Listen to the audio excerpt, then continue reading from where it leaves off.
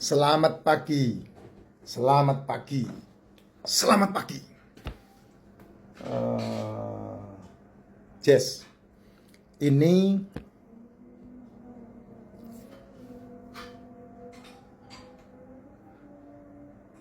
khusus buat kamu yang umur 35 tahun ke atas. Apalagi kamu punya latar belakang adalah atlet. Supaya masa tuamu tidak kena masalah jantung, tidak kena masalah diabetes, dan masalah-masalah yang lain. Ya, yang lain dengerin aja, yang lain dengerin aja. Saya tidak menghakimi, tapi saya bercerita. Pernah melihat kupu-kupu? Keren ya, bagus banget.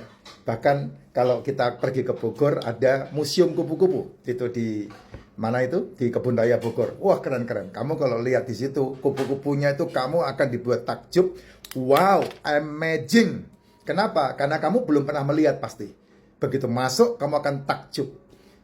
Dan biasanya kalau kamu punya seni tinggi, malas pulang. Karena apa? Ngulangin lagi. Kok ada ya kupu-kupu yang kayak begini? Kok ada ya kupu-kupu yang besarnya segini? Kok ada? Kok ada? Kok ada? Kok ada? Kamu dibuat takjub. Nah, tapi kamu lupa bahwa itu semua ada proses yang harus dilewati oleh masing-masing kupu-kupu tersebut. Nah, kenapa saya berbicara khusus buat teman-teman yang umur 35 tahun ke atas dan rata-rata atlet sebelumnya atau olahragawan? Karena begini, ketika kamu punya usia muda, energik luar biasa, dipakai untuk produktivitas tinggi.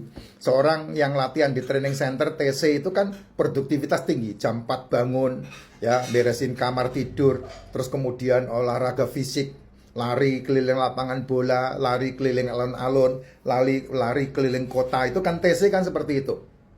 Terus kemudian jam 7 sekolah, meskipun di sekolahan tidur, ya enggak masalah. Memang itu TC seperti itu. Udah ada perjanjian khusus antara TC dan sekolahan, ya. Nah, masalahnya kamu mau kemana? Kamu mau mengejar titel, kepinteran di sekolah, atau kamu mau mengejar keahlian untuk kamu menjadi atlet yang hebat? Kan itu pilihannya ketika itu. Ya, kemudian makan, Pak, makan enggak diatur oleh nutrisionis, ya. Apa aja yang berhubungan dengan kesehatan kamu diasupkan semua. Pulang sekolah jam 1 tidur, jam 4, jam 3, jam 4 bangun, latihan technical latihan, terus kemudian istirahat sore, kemudian malamnya digenjot lagi kamu sparring partner, ya. Selesai sparring partner, rasa lapar, makan lagi. Ya enggak apa-apa, karena fisikmu dipakai semua. Jadi ototmu makan. Pulang jam 4 lagi, bangun lagi, fisik muter seperti itu. Itu seorang olahragawan seperti itu. Ya, kalau kamu latihanmu belum begitu, ya berarti kamu belum olahragawan. Hanya ikut-ikutan aja. Gitu. Makanya banyak orang tidak berhasil, bingung dia. Karena selalu mencari bakatnya apa? Bakatnya apa? Bakatnya sepak bola. Dia latihan sepak bola, bosen. Latihan badminton, bosen. Latihan lempar lembing, bosen. Latihan basket, bosen. Akhirnya sampai tua bosen semua, tidak dapat apa-apa. Karena apa? Karena orang juara itu ada harganya, jadi tidak sembarangan. Kayak anak saya ketika dia kepengen tahun 2012 main di San Francisco. Oh, dia tahun 2010, 2011 itu latihannya gila-gilaan. Saya bebasin, jam 4 pagi udah bangun, naik sepeda. Kami tinggal di Cimahi itu, jalannya tahu sendiri ya, jalan di Cimahi ya, naik tinggi sampai ke Lembang itu. Terus kemudian sekolah, berangkat ke sekolah, pulang sekolah, langsung latihan fisik. Terus kemudian malamnya sparring partner, pulang jam 11 sampai rumah, enggak tidur, latihan technical lagi di rumah. Untung rumahnya enggak ada tetangga. Itu yang dikerjakan sama anak saya. Sehingga tahun 2012 betul-betul dia menikmati apa yang dia inginkan, yaitu juara DBL dan terpilih dari 350 orang, 12 kepilih untuk berangkat ke San Francisco. Nah, itu bukti bahwa segala sesuatu itu ada proses yang harus diperjuangkan.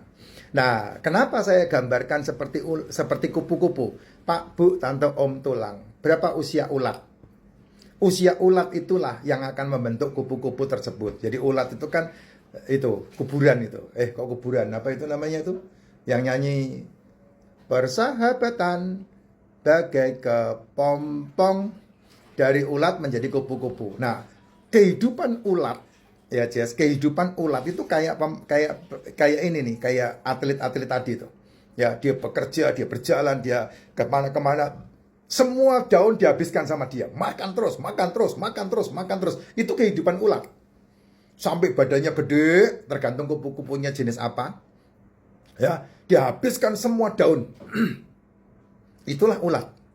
Makan tanpa berhenti pagi, siang, malam. Makanya badannya gede.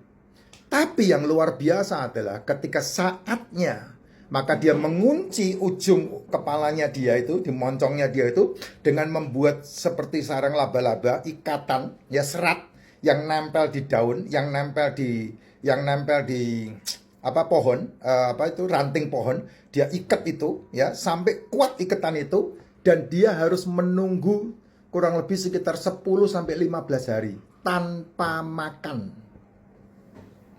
Lalu makan dari mana Pak? Lah itu tadi, dari cadangan di tubuhnya dia, yang dimana dia makan terus dan beraktivitas itu. Nah, permasalahan kesehatan pun sama seperti itu. Kamu mau di masa tua sehat walafiat, kamu mau di masa tua menikmati hasil kerjamu 10-20 tahun, ya. Ya kalau kamu punya duit kan bisa keliling dunia. Kayak saya, masa tua saya senang banget. Setahun pasti 2 kali ke luar negeri, gratis pula. Kenapa kok gratis ya Pak? Ya karena saya menjalankan bisnis bersama dengan kripto itu, ya dengan Moonbot itu.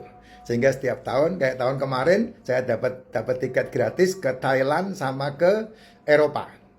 Tahun ini saya dapat tiket gratis bersama dengan istri ke Beijing sama ke Jepang. Tahun ini, tahun 2026.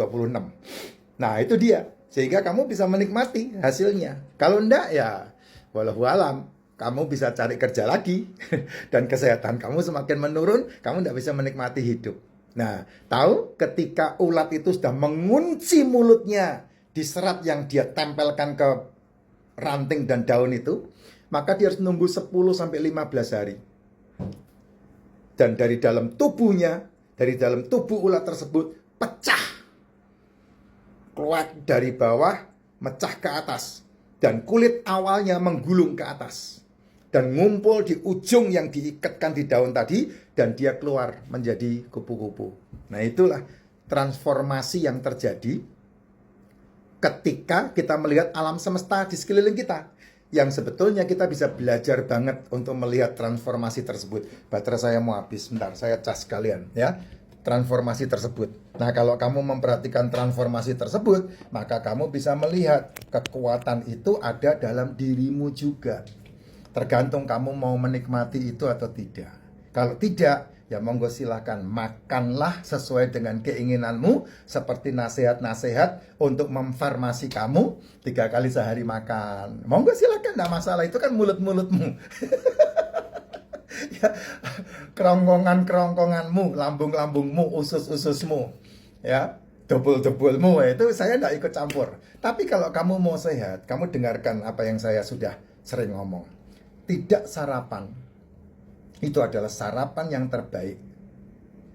Makan telur, pertama kali makan jam 11, jam 12, jam 13, makan telur. 1 atau 2 ini telur yang saya harus makan nih. Ini jam setengah 1, jam 12 nih.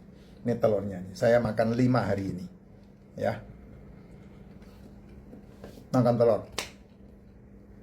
Dari jam 1 sampai jam 6 sore, kamu pilih mau makan jam berapa. Kalau kamu punya latar belakang atlet, makan nasi no problem.